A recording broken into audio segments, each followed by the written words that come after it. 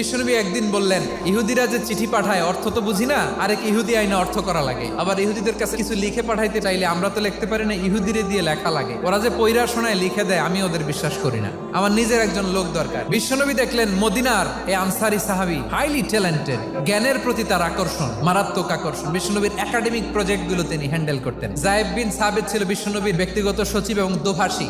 ইহুদিরা কিছু লিখে দিলে এটার অর্থ বিশ্বনবীরে বুঝায় দিতেন। আবার ইহুদিদের কাছে কিছু লিখতে হলে তিনি লিখে দিতেন। বিশ্বনবী এই যায়েদ বিন সাবিতকে চুজ করলেন ল্যাঙ্গুয়েজের জন্য। উনি বললেন, যায়েদ, তোমার সফট স্কিলকে ডেভেলপ করতে হবে, তুমি হিব্রু ল্যাঙ্গুয়েজ শিখে ফেলো। যায়েদ বিন সাবিত বলল, বিশ্বনবীর মোটিভেশন আর ইন্সপিরেশন পেয়ে আমি 15 দিনে ইহুদিদের এই হিব্রু ল্যাঙ্গুয়েজ শিখে ফেললাম। এরপরে ইহুদিরা চিঠি লিখে পাঠালে আর কোনো ইহুদি ডাকা লাগতো না, আমি নবীর এটার অর্থ করে বুঝায় দিতাম।